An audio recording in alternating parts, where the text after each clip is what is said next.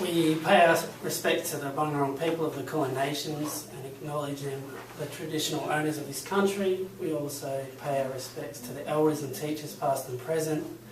Our lives continue to be enriched. The generosity and wisdom of these wonderful people. Welcome all. Today we're just going to talk about the career education learning plans and the Indigenous student which is coming to our school shortly. So the student is from the Tuggeranong area, but specifically the Nirrabullock clan in Gilmore, Victoria. And how old are they? They are in grade 3. They're in my class. Okay. And the career education learning plans are expected to be done for each Okay, so the student. Kelp plans are for every Indigenous child. Yes, not just the students that are struggling. Okay. But every student in our school needs to have one if they're Indigenous. Okay. As we're the Kelp team leaders for the school, we need to implement the plan and go through some of the strategies. Okay, gonna help me. Cool. Yeah, we just need to make sure you're confident implementing it. Okay. So we've been in contact with Kilmore Primary School, and this student already has a career learning plan all set up. Anyway. So we've spoken to them. We know that they're performing at level in literacy. Mhm. They're struggling a little bit in numeracy though. Okay. So we'll get that plan from them. We'll be able to maintain it and edit it. Change it if we need to. Yeah. Okay. And then we'll set some goals, and then we can continue with their progress and the communication with their family Mhm. and their caregivers. So it's probably a good idea if we speak to Sister Caroline Briggs, which is the local Aboriginal elder from this area. Okay. I'll have a chat to her and see what she expects of us as teachers and of you, Mhm. and what she expects of the child and the family in this area. Okay, that'll be helpful. Yep. We'll also need to speak to the elder Glenys Mary, who's from the Tuggeranong area, about the child's transition as well. So I need to contact the parents. We'll do it all as a collective. With the parents. Okay. With the parents, if the parents do not want to be part, sometimes the parents don't want to be part of it. They might have different caregivers or Okay. support from the support office. They possibly need to be involved in it. Mhm. Okay.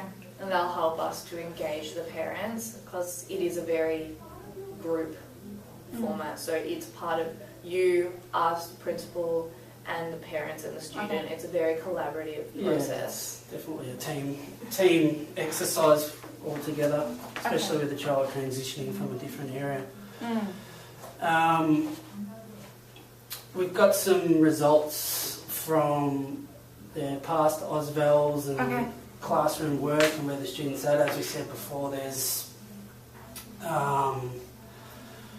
the AusVals areas in literacy is spot on where they need to be in level 3. Slightly behind in numeracy, specifically multiplication. Okay. So we need to work on some short-term plans for... Okay, so we set goals. Yeah, we set a couple of goals, Okay. short-term, long-term, and then we'll monitor them and keep track of them. No worries. Yeah.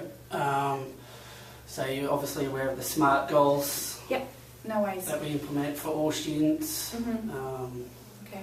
But specifically with the Kelps, we need to set short-term, medium-term and long-term goals. They need to be written down specifically. Okay. So how long are the short-term goals? Short-term goals can be daily, just different things that you'd like to do Within a lesson. within a lesson. Okay, and then you just different check that they've done engagement it. protocols. Okay. Doesn't have to be a specific outcome, just different interactions. Okay. And medium goals, how are they? Medium goals would be sort of monthly, up to sort of 6 monthly. All right, okay. And then And we've got a then- long-term strategy for what we want the child to do So that'd be throughout their throughout school life. Okay. Yeah. And throughout the year that I would have them, I guess. Yeah. Okay. Yeah, and then we'd like to, towards the end of the year, we'll do the similar sort of thing with the transition into next year as well. So. Yeah. Okay. So is the student involved in the plan at all? Do they have any say in what their goals are, or? Yeah, so we'll definitely need to consider how they learn. So they've Mhm. obviously got a preference of what they like, what they don't like. Mm-hmm. So we need to take that into consideration. Yeah, we'll get an idea from speaking with the child and from the previous school of what they like. Obviously, the student is capable in all areas, and we don't have to treat them any differently, except for we're doing these plans Okay. just to make sure we keep the student engaged. Mm-hmm. No worries. So they also need to understand and agree with the goals. Mm-hmm. So we'll need to make sure that the parents and the student are all happy with the goals that we've chosen. Okay. Yeah. So what's after this meeting? What's the next step? Where do we go from here? Okay, so the student should be coming in about 2 weeks' time. Mhm. We'll get together with them and the parents, Mhm. discussion after we've contacted the elders of the area. Mm-hmm. And then from there, we'll give you some information about how you go about doing that career learning plan, and which Mhm. websites you need to go to.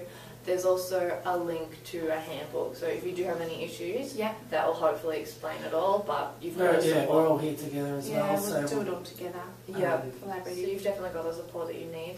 Mm-hmm. And then we'll go from there, we'll meet the child and set the goals, and hopefully, just set up a nice positive environment for everybody. Yeah. yeah, definitely. So are you feeling like you're comfortable with this? Yes, Yeah. definitely. It seems like a really great way to handle it. Positive. Yeah. Yeah. Oh, that's great. No worries. Okay.